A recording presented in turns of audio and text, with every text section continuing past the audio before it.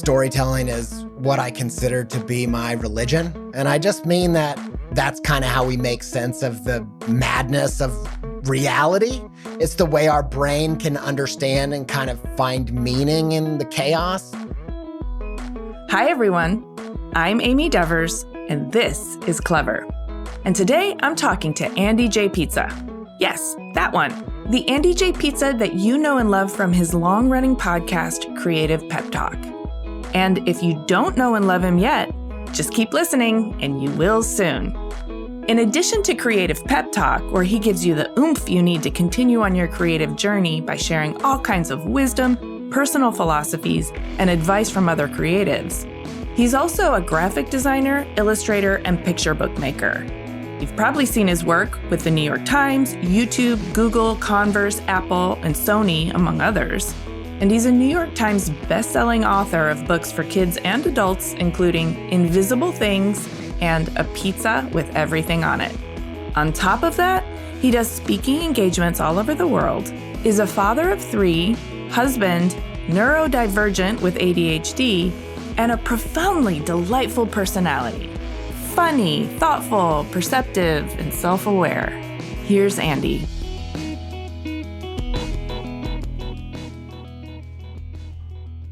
My name is Andy J. Pizza. I'm an illustrator and storyteller, and I live in the Columbus area in Ohio. I make picture books, and I do a podcast called Creative Pep Talk.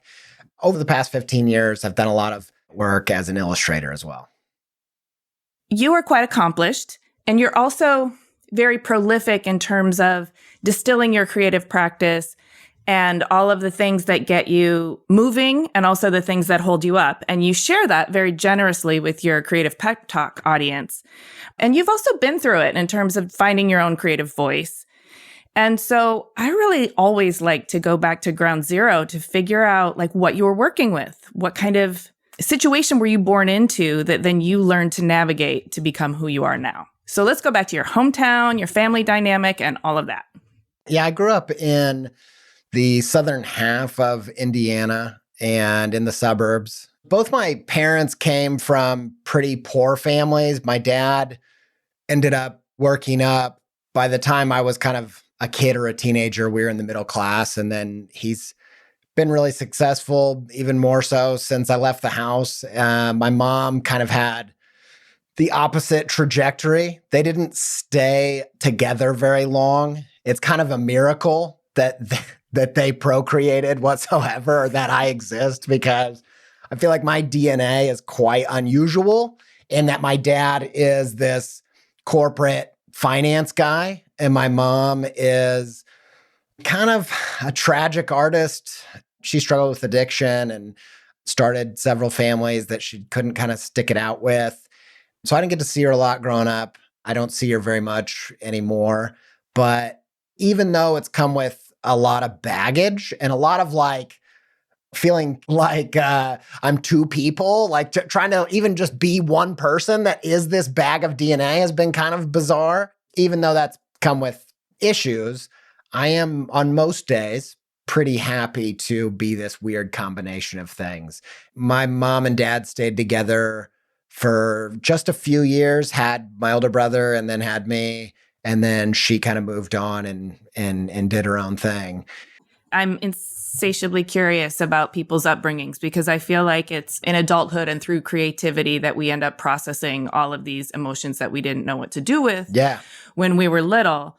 So first of all, for context, was this in the 80s? When were you born? Yeah, it was 1986. And I'm pretty open about my childhood, especially my relationship with my mom, because that had a massive impact on why I chose to create the podcast I created and why I chose to pursue a creative journey or a creative practice at all. So, I mean, as a young boy with an older brother and now pretty much a solo dad, how are you getting your needs met?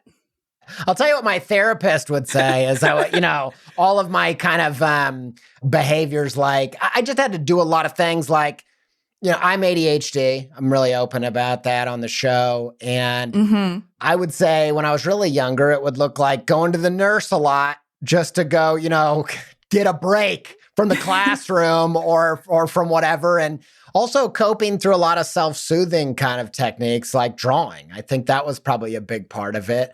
A lot of times ADHD people get put with this idea of having this superpower of creativity. Mm-hmm. And I do think I get where the novel associations come from when you have just such a mind that doesn't have good boundaries.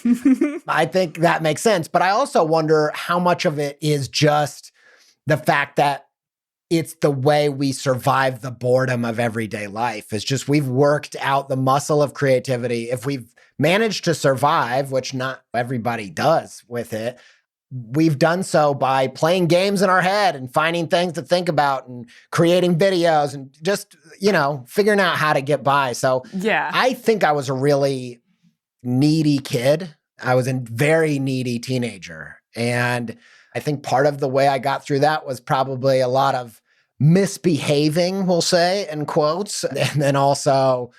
Wait, when you put it in quotes, what does that mean? Just like lightly reckless behavior or like nice guy bad stuff? It wasn't. Some of it was probably genuinely very reckless. There were definitely things that I did as a teenager that I look back on and think, I'm glad I'm alive. I'm glad I did. I'm glad I did make it through there. I feel like I had some kind of guardian angel at different times. But I think the reason I put it in quotes is, again, back to the kind of therapy thoughts. I think of them as protections, as they say in that world, they were me meeting needs that I had. Yeah. And so reframing it that way helps me to think about my teenage years as not like I was a bad person. I was just a needy teenager having to meet my own needs that were a lot more than my world was really addressing. So drugs and sneaking out and just trying to keep myself sane. Like, a good example that I think really hits the nail on the head is it wasn't till later when I got diagnosed with ADHD as an adult that one of the psychiatrists that I worked with was telling me that, nicotine is almost exactly chemically what they prescribe in terms of stimulants.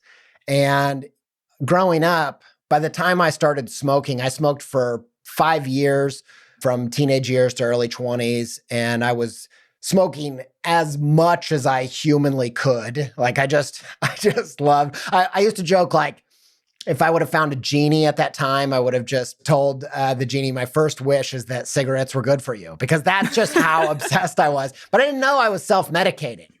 Right. And so looking back now, even though that definitely isn't the most healthy, productive way to meet my needs, and it's why I don't smoke cigarettes now, I don't have to look back through a lens of shame. I can just see like, that's what I could get my hands on. And it helped me get through that stage of my life that was very difficult. And I quite possibly might have not got through if I hadn't had some of those tools. Yeah, I'm hearing you and I sort of resonate with a lot of that, actually. So I know your mom was the creative one and you also set it up like that. Your dad's the finance guy. So clearly you've got both in your DNA and you're working both of those as an adult. So congratulations. Yeah. But even though, let's say you got your creativity from your mom's side, you didn't get a lot of great like role modeling from her. And what were the main issues around that? Like abandonment, or like what have you worked through in therapy when it comes to your mom not being there? I think that was a big one. And I was a real mama's boy too. I grew up in a house that when I was really little, this is a common story with neurodivergent people, which I didn't realize until much later. But I thought either I'm an alien or my dad and my stepmom are aliens. And I used to lay in bed thinking, maybe they have like a device where as soon as I see them or I get up out of bed and I go down the hall, I see them watching TV, they have some kind of device that instantaneously turns them back into humans. Like I thought maybe that could be true. I didn't think it was true. I just thought it could be true. And so I definitely felt like an alien in that house. And for the longest time, I think I didn't relate to my dad whatsoever. I loved him.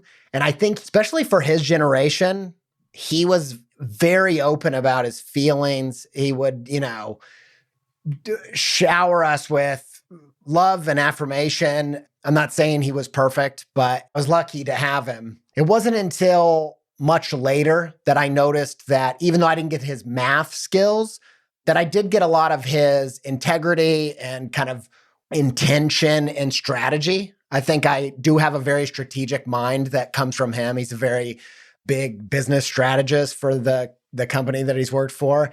And so I bring that up because it wasn't until much later that I realized like, oh, I do have all these things that are like my dad and things I relate to him with. But growing up, I didn't see any of those things.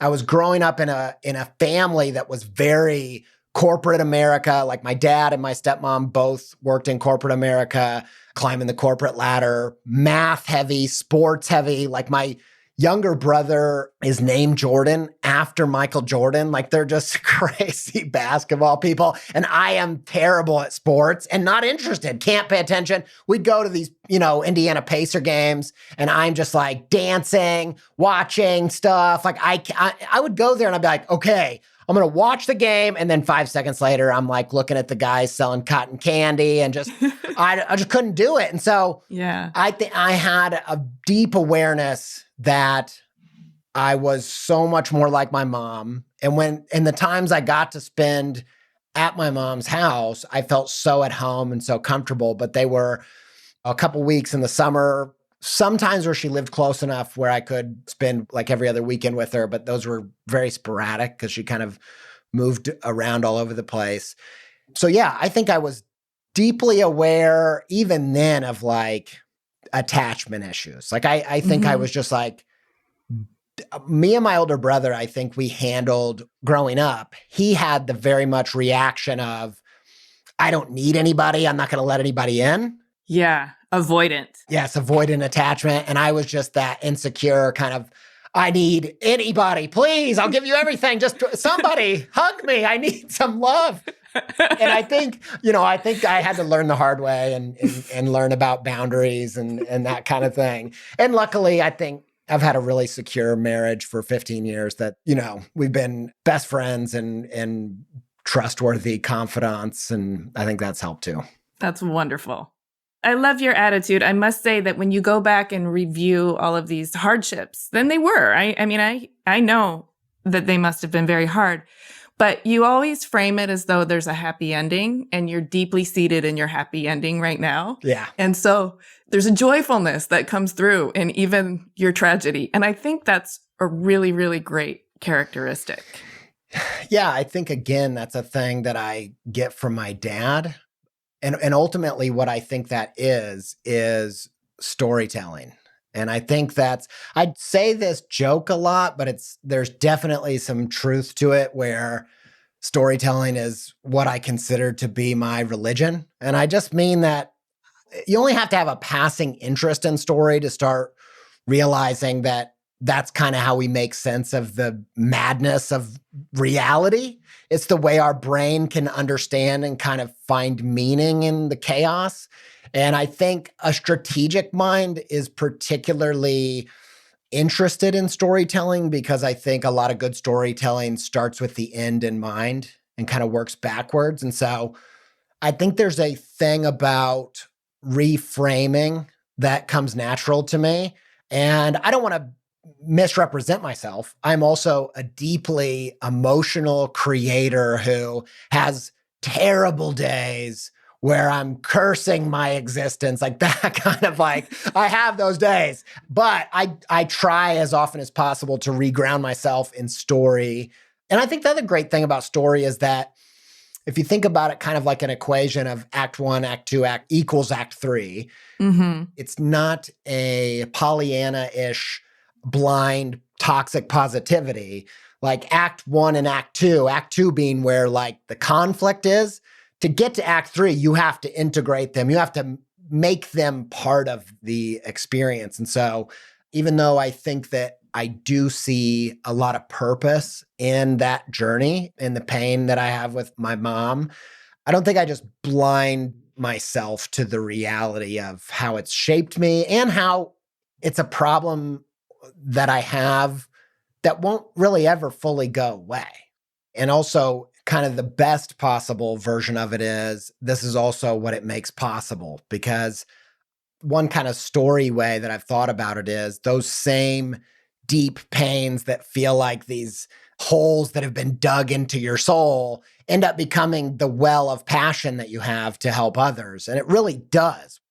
Anybody that's made podcasts as long as we have had to find serious fuel sources, right? Yes, thank you for acknowledging that, for sure. Oh my God, I can't believe I'm still doing it. Same. It's a crazy, there's so much more to it than I ever would have guessed.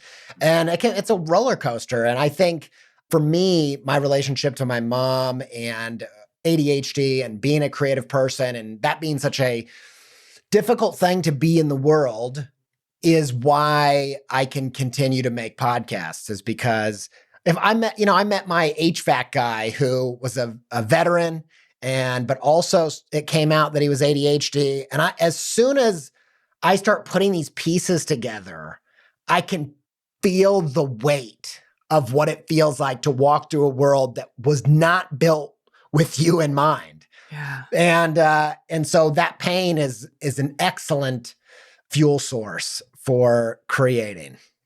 Yeah.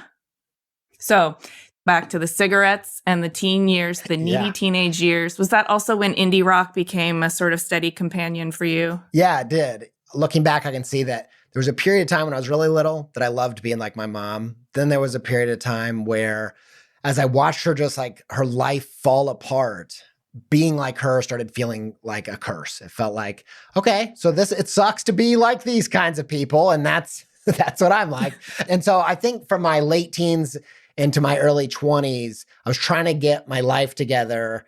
And that period of time, I was really trying to be anything but myself. I was trying to, how am I going to get over being the type of person that I am and the person that my mom is? And so I was really trying to find, how am I going to be employed? How am I going to stick with a job and in a relationship and all those kinds of things that my mom could never seem to do? Mm-hmm. And, I got a part-time job and I'm like, I'm going to stick at this. My first job was at a movie theater because I loved movies.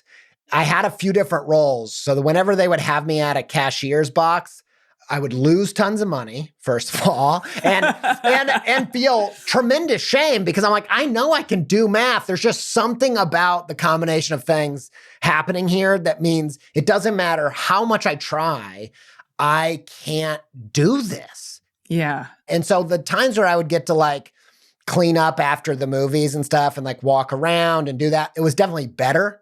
But even just like being indoors under fluorescent lighting for more than 5 hours is a challenge for me today. So like even now I try to mix it up and build in like breaks and stuff like that. But as I had that job and I would stick at things because I watched my mom just kind of drop things all the time, even if they were things that weren't good for me. But as I'm like thinking I'm going to will myself into being a different person, but I'm really struggling with my job to the point where I'm like starting to get into a very dark place of all the futures seem worse than where I'm at right now. Oh, that's the worst. And it was really bad. And it was right around that time that I discovered indie music and this kind of alternative culture and gig posters and design. And I didn't think, I was like, I don't know how successful these people are, but it seems kind of like a job and a job that maybe I could do. And so that started my creative journey into illustration and design and deciding to go to school for that and all that kind of thing. Okay. I like that the visual culture of an audio medium is what brought you into it. Had you even understood that graphic design was a thing or that illustration was a career that was on your radar? I think the only piece of that maybe was when I was like in elementary school was picture books. I did have a very profound experience with a handful of picture book author and illustrators, people like Shel Silverstein, Dr. Seuss, then a little bit later, John Sheska. And so I think probably some level thought that maybe that was a path, but everybody, growing up in the Midwest and the suburbs, nobody knew anybody doing anything creative for a living. whatsoever. The only jobs that anybody kind of knew about were like, why don't you get into animation? And I was like, man, that just seems like a lot of time sat in a chair. Like I can't I knew I couldn't do that, even though I would draw a lot but I was always making stuff. So I was always making videos, and even, I mean, this is before when you're actually making them on like VHS and trying to create that way. And so I was always making stuff, but I didn't really find a path towards any kind of creative practice until I discovered like the Pacific Northwest indie culture, Modest Mouse, Death Cab, The Shins, all that kind of stuff. And I didn't play music. And so I gravitated towards all of the rich visual culture and the poster design and all that kind of stuff, and thought, I think I could do that. And I was super into it. And so then you pulled that thread to school. Yeah. I got really lucky in that at the same year I graduated, my dad had an offer within his company, to do a role overseas in Britain for a few years. And they were like, hey, do you want to try to go to college there? And the main reason I said yes, other than I think I had a romantic version of what England was, as most Americans probably do. Other than that, I thought I found out that in their university, it's a 3-year program and there are no general studies.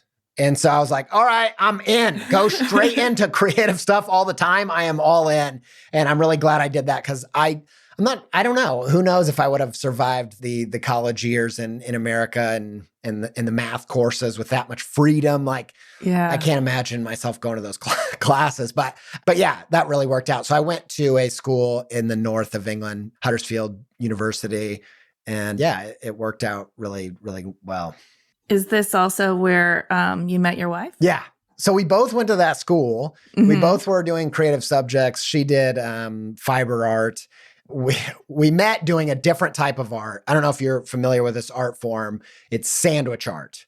It's Subway. We were Subway yes. sandwich artists. And we worked at it's very romantic. Like we worked at Subways across from town.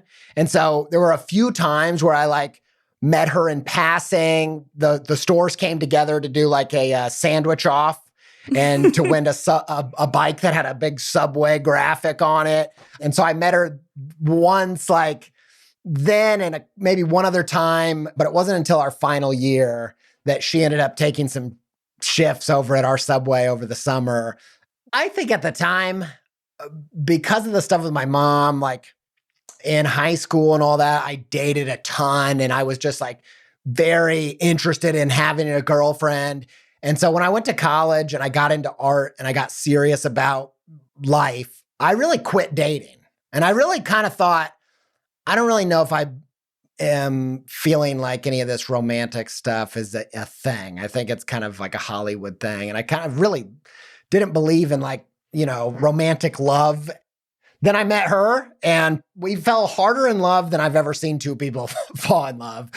And then just kind of went into this crazy creative hibernation all that year, like spending tons and tons of time together in the same room, working on our different creative projects and really having a creative impact on each other. It was a big deal, I think, in all kinds of different ways. I want to hear how you and Sophie Miller fell in love, impacted each other creatively, and then somehow landed in Columbus, Ohio. Connect those dots for me and the start of your profession.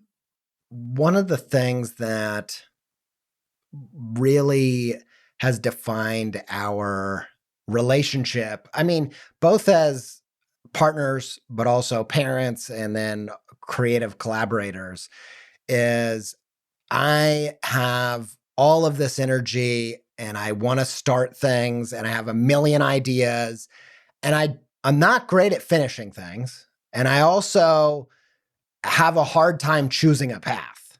And so I can come up with 100 ideas. I have a really hard time knowing which to focus on and to see them through. And I think even from the beginning, Sophie was one of the first people that was just really honest. This is our relationship to today. Like if I want to compliment about my work, I'm going to go to somebody else. If I want to know the truth about it, I will show it to her. And I'll be like, what do you think about this? And she's going to tell me what she really thinks. And she's always helped me find a path in order to actually make progress, to actually do something, make it, finish it, put it into reality. Because I think if it hadn't been for that relationship, I honestly think I would still be going in 10 or 15 different directions at the same time and not really finishing any of them. Wow, that's a marriage of compliments for sure. Yeah, and because of having this like more public facing side of my practice, I always try to represent things as accurately as possible. And I would just say like that part of that relationship is incredible. She is the person that I'm closest to, but being two artists is a crazy choice. It's a crazy bet. Yeah, no, I've done that before too. Yeah, yep. And sometimes when we collaborate, we're going to really have serious arguments about what we're going to do and how we're going to do it and all that. And I think the work is almost always better for it, but we've had to learn a lot about how do you do this in a way that is constructive, not just for the work, but also the relationship, because it's not easy. Yeah, wow. It's very difficult. And I think we're still have plenty to learn on that myself, primarily on that front. Well, more power to you on that. I'm just kind of curious, like your reconciliation with ADHD, did that come about during the relationship or prior? Yeah, it did. And so we got married, started having children. We wanted to then move to the States because just that there were a lot more opportunities with the kind of thing that I was pursuing. And Sophie wanted to, while we had little kids, primarily focus her energy that way. It made more sense to do it in the States. So we moved back to the States, ended up in Columbus, Ohio. And I taught a few art classes at the art school here, Columbus College of Art and Design. That was also kind of a good benefit to have that base. And so when we first moved back, I had some momentum. I was getting some jobs, getting some illustration work. And then for a combination of a few different things, shortly after we moved back, all of that work just dried up. And so I think it was in the recession of '08. So that was part of it. Yeah. Yeah. 2 kids? We had 1 kid at the time and we were expecting another shortly after. Now we have 3 kids. And, we kind of bet, we had really low overhead, but we kind of bet like on this lifestyle and this path. And it kind of just blew up in my face. And I tried all kinds of things to get the ball rolling again. But a lot of the trends I was working in at the time, like I had just started out, I didn't really have a good sense of my voice. I was just kind of doing commercially driven work. And yeah, a combination of things meant that for about 6 months, I didn't get any jobs and ended up having to just take whatever work I could find. And I was working at a youth shelter, juvenile detention center, which was kind of ironic because work already feels like jail. To then go actually work in a jail was a whole other thing. And that was kind of a rock bottom where I started obsessively consuming both business content and also content from creators. And this was before social media is what it is now. So it mostly looked like interviews with creators and talks that they gave. And I was just consuming everything I could find. And when I was really getting low on creative fodder for this fire that I was building, I came across this talk of this origami artist, Joseph Wu. He had just got diagnosed with ADHD. And I had avoided watching that talk for a long time because I had suspected that I had ADHD as far back as maybe first grade. I had a buddy who was the only kid that I knew with the energy I had, with the absurd humor I had. Yeah. And I just thought like, this guy is awesome. And then one day he's like, hey, I got to go get my meds. And I'm like, what's wrong, man? He's like, no, I'm just hyper. And I was like, whoa, I thought this was a good thing. Like, I didn't know this needed to be medicated. And so, and then in high school, I'd once taken, when I was kind of in my drug phase, I'd taken Adderall recreationally. And I make the joke that Me and my friend took it, both went home, did crazy things. Like he stayed up all night and watched the sunrise, like shaking. And I did something crazier than that, which was my homework. And I did it efficiently. And I thought, that's weird. What's like, this is not having the regular effect. And so, but I didn't know what to do about it. And also I think I spent a good, decade trying to overcome who I was, trying to escape who I was. And a diagnosis is kind of a looking at the shadow kind of thing. Right. And so it wasn't until seeing that talk and being in this really low place where I'm like, I don't know how I'm going to provide for kids and have a job and do all this stuff. It took all that to kind of start to open that door seriously. Wow, that's gripping. As you mentioned, working in the juvenile detention center, did you see a lot of juveniles that you suspect had undiagnosed ADHD? Yeah, I did. And they had all kinds of different things, honestly. Yeah. Oppositional defiant disorder is a big one in there, and all kinds of things that can kind of get you in trouble. I think I'm not an expert at all, really, other than just lived experience with being neurodivergent. But I think also people with dyslexia and autism have a lot of rebelliousness because they can't survive in the regular system. So right, yeah. So I was seeing a lot of that, and like I said, I do a lot of talks, and so I put some of this stuff in that, and I work out material on the show also, and so I've given it a lot of thought. Actually, going back to how I use story to kind of get through life, I've thought a lot about working at the juvenile detention center because it was the most literal facing of the fears, because I was so desperately afraid of work because it felt like jail, because it felt like being locked up, to ending up having to take a job in a jail. There's some poetic symmetry there that I'm like, okay, what did I learn from that? And I do think it contributed to recognizing kids acting out because they had needs that weren't being met. I think that was a big part of it.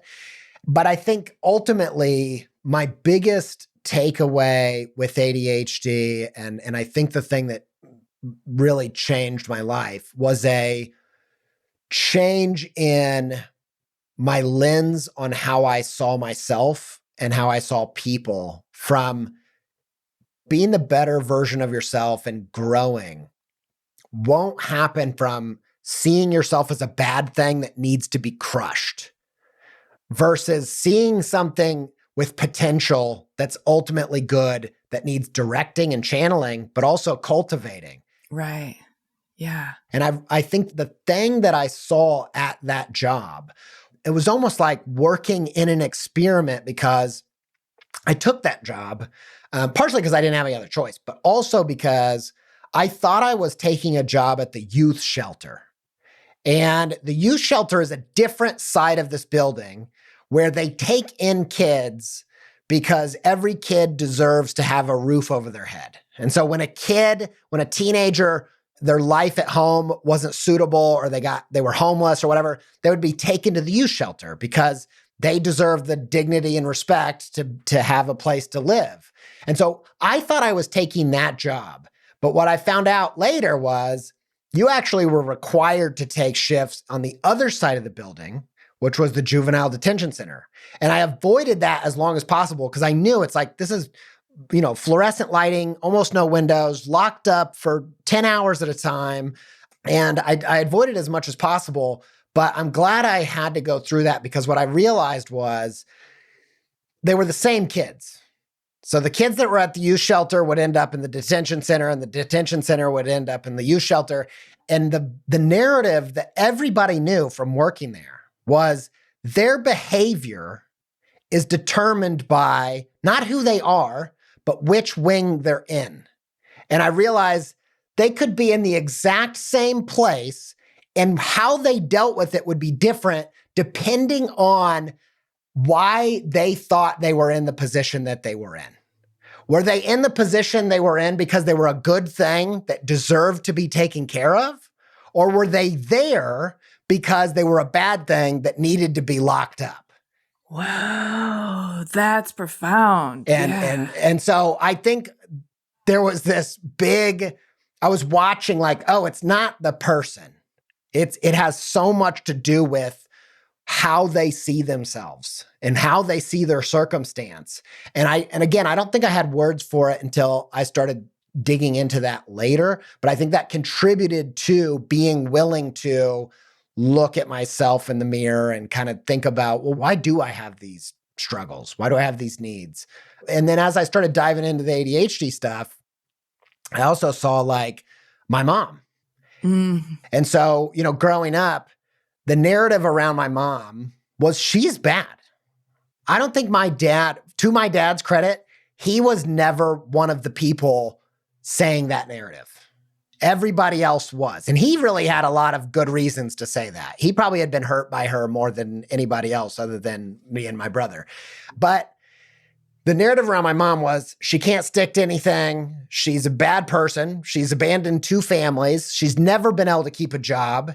And then as I'm starting to dig into this, I actually start asking my dad things and realize like, oh, it wasn't just that she couldn't keep a job, is that she tried to do these things. She tried to be a waitress. And guess what? Just like me at the movie theater, would constantly lose money. And she would be ashamed. It's shameful to not be able to do simple math and the first level job you can get.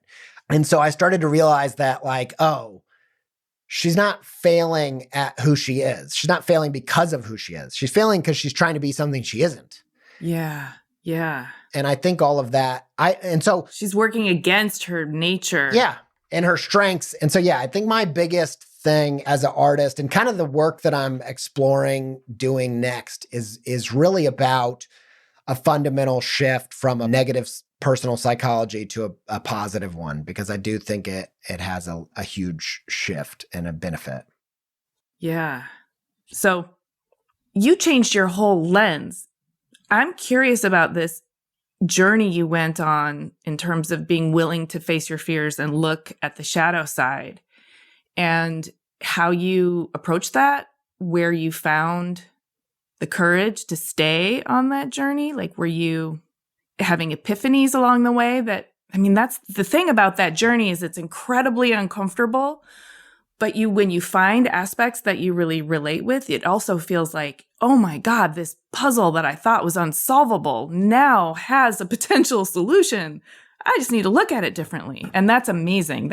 That's really hopeful. Yeah. And I'm still on that journey, because I think what it looks like to channel and cultivate self, it's a huge task, and it's always going to be difficult. In some ways, I think about it through the metaphor of like Waterworld, where that old Kevin Costner movie where some people evolved to have gills and they're like suited for this world, and then other people didn't and need a snorkel, and it's okay. It's okay. Yeah. Like, that's okay that you did, So sometimes that looks like self-compassion and being like, hey, I need this thing.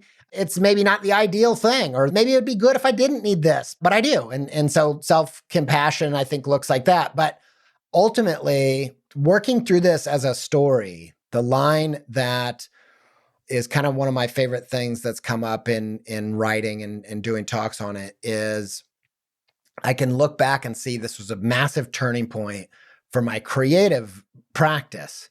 Because like I said, before that, I was working in trends. I honestly think going to school and also growing up in kind of a religious setting, the one I grew up in, I think gave me the lens of you're a bad thing.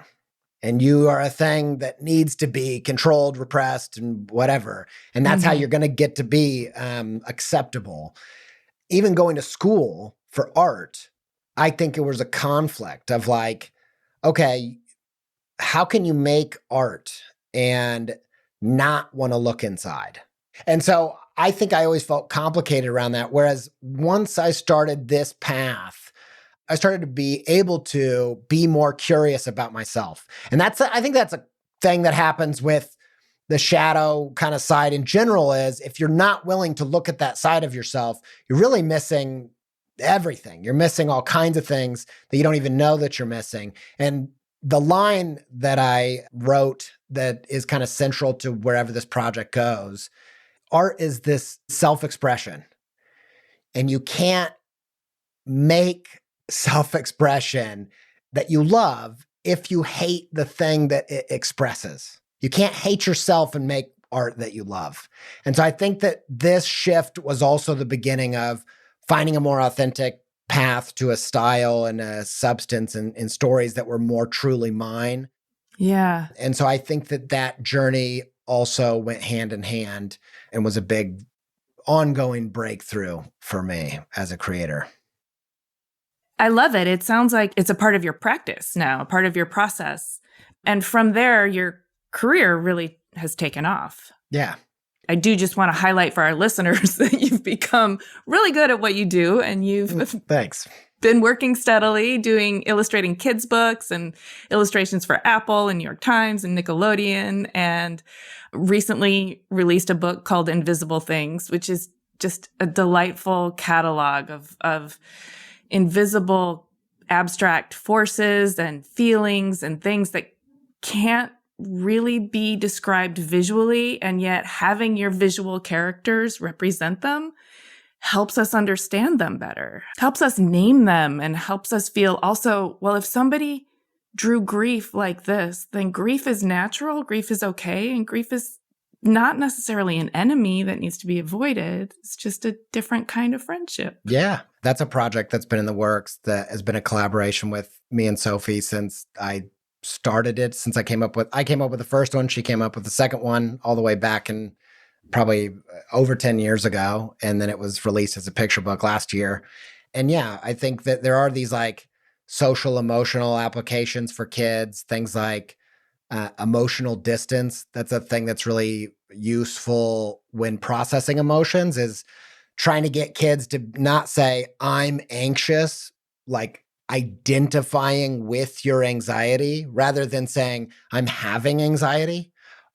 And so giving a face and a name to those kinds of things helps you get a little bit of distance and see kind of the same way that a creator might think about their inner critic, instead of being like, that's me tearing myself apart, thinking, oh, that's that voice again. Yeah. That's that, oh, I'm noticing, I'm observing it, and just getting a little distance. But like I said, it's been a decade in the making. So the more I've got into it, the more I've started to realize that this is a practice that we've done since recorded history, which is personify things we can't see. So you can go back to just like a great example are the Greek gods and goddesses of like, what would war be if it was a person? What would love be if it was a person? So that we kind of, I think putting a name and a face just helps us have a relationship with those things.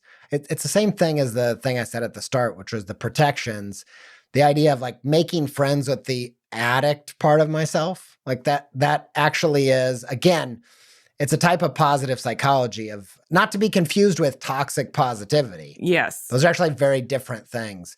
But a positive psychology says, well, you didn't do these things because you were bad. They were there to help you at the time that you needed them. And if they're not helpful anymore, maybe you need to change your relationship to them. So yeah, I think that it kind of falls into that camp as well. So you seem like a very evolved creative. Hey, I'm trying, man. Oh my gosh. I am trying. Well, so that's my question. What tools are you using in this active evolution, in this, I guess, spiritual self-actualization? Yeah. So it's looked like a lot of different things over time. And I'm a ADHD person, so I have these like hyper focuses where I'll go deep on something for a long while. That was like Joseph Campbell, hero's journey, story structure, that kind of stuff. That was a good section of my life. And I would say most recently, I've kind of had a massive deep dive into Jungian archetypes and dream work. And I actually am kind of blown away, like legitimately blown away, that Jungian psychoanalytic approach to symbols isn't a bigger part of the design conversation, the illustration conversation, because I think it's like, this is it. This is what we're trying to do. I absolutely 100% agree with you. If we could talk a lot more about archetypes and symbolism, we could have a much deeper, richer, universal creative language that we could build from. Definitely. I think it just took me a long time for it to click what this was, like, especially in terms of like symbolism in the depth of its power within visual art. I think I just didn't understand it. And so I wonder if it's just resources or different ways of communicating and educating what these things are, because I definitely had a class that went into semiotics and signs and symbols and all that kind of stuff, but I didn't understand what they were talking about. I agree with you. I think it gets framed in different ways. Like, I think in literature, they, deconstruct the symbolism for what its deeper meaning. In, let's say, an acting class, you might use archetypes as a way of like pulling from yourself, something for the character. Yeah. And then when it comes to Jungian, it's probably in a psychology class but they never get sort of brought into like general creative, technical design, studio philosophy theory. Like, Yeah, I think the cross-pollination of, also from doing the podcast, I ended up becoming more and more in touch with like studies of creativity and trying to dive into that world and try to get words for some of the things that work for me or work for the creators that I'm a huge fan of.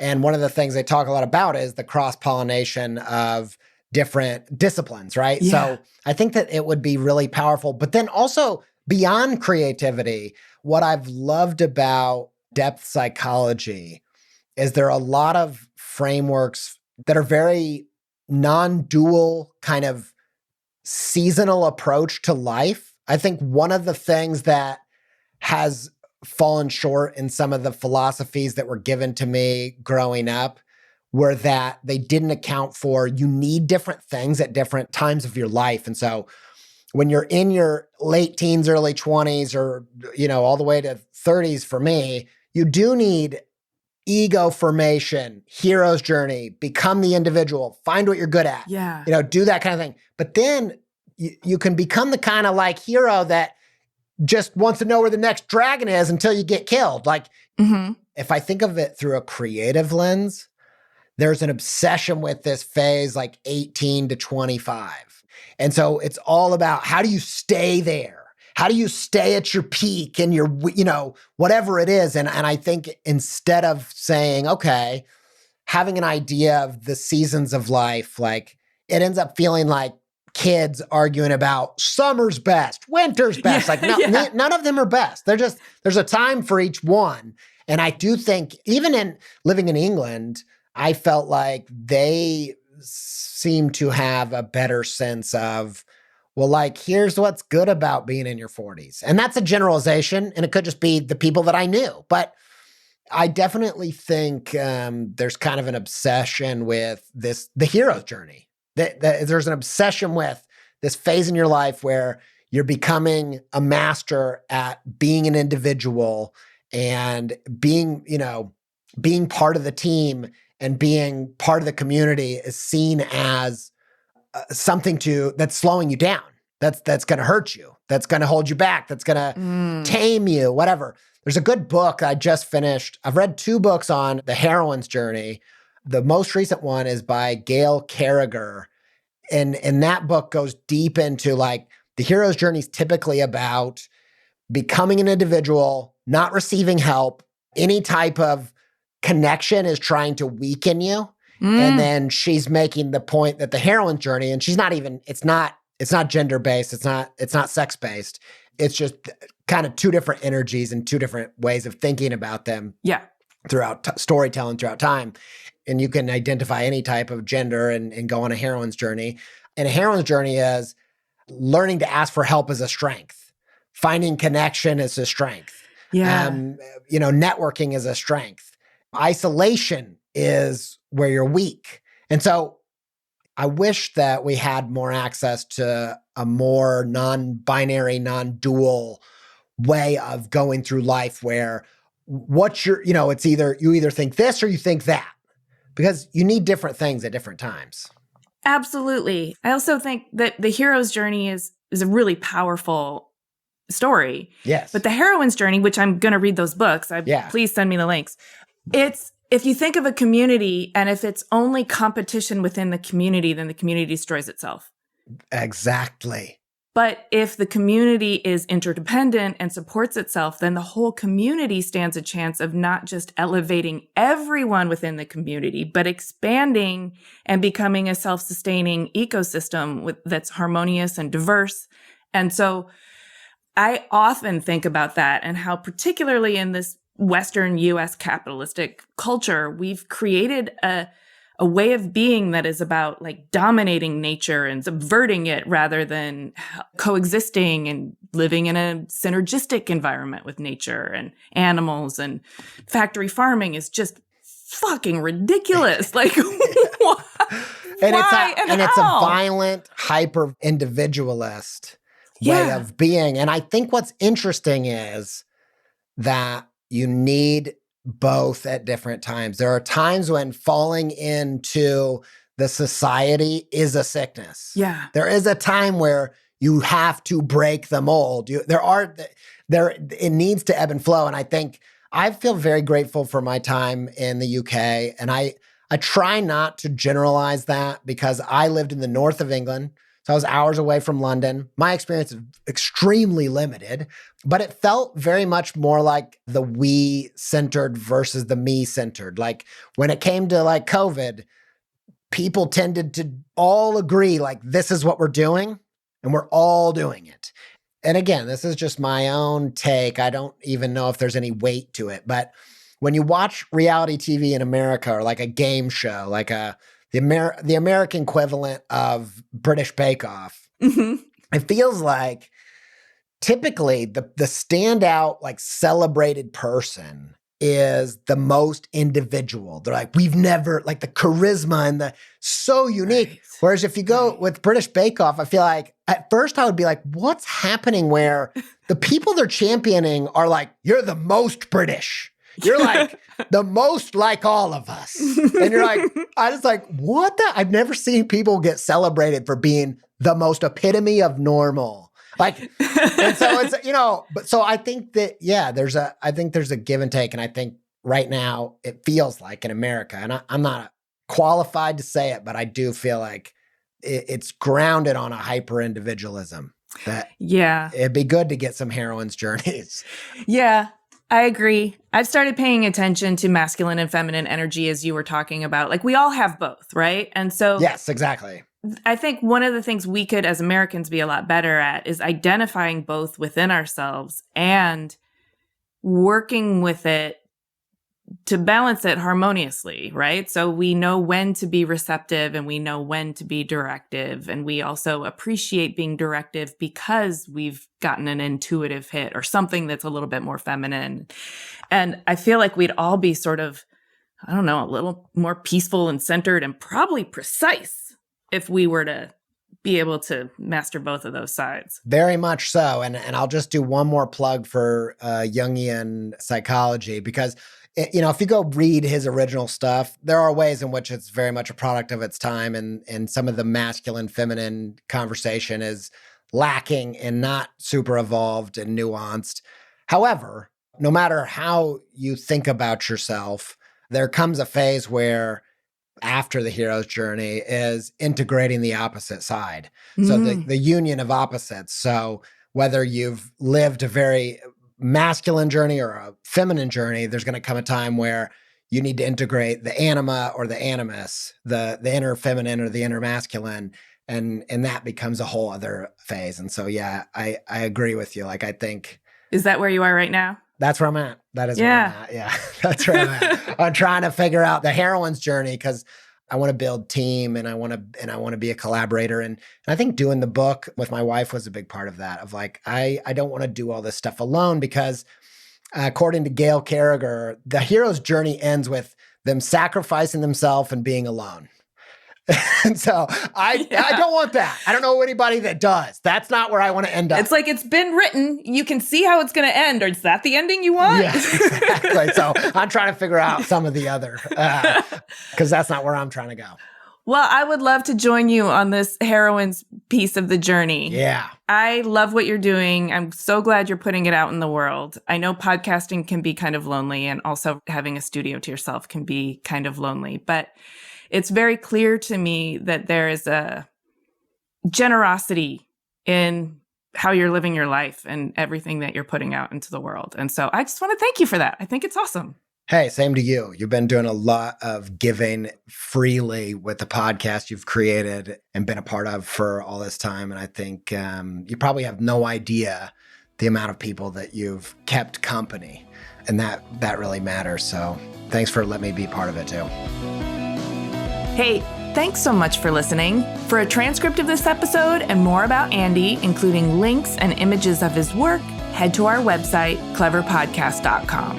While you're there, check out our resources page for books, info, and special offers from our guests, partners, and sponsors. And sign up for our monthly Substack. If you like Clever, there are a number of ways you can support us. Share Clever with your friends, leave us a 5-star rating or a kind review, support our sponsors, and hit the follow or subscribe button in your podcast app so that our new episodes will turn up in your feed. We love to hear from you on LinkedIn, Instagram, and Twitter. X. You can find us at Clever Podcast, and you can find me at Amy Devers. Clever is hosted and produced by me, Amy Devers, with editing by Mark Zurowinski, production assistance from Alana Nevins and Anushka Stefan, and music by L1011. Clever is a proud member of the Surround Podcast Network. Visit surroundpodcasts.com to discover more of the architecture and design industry's premier shows.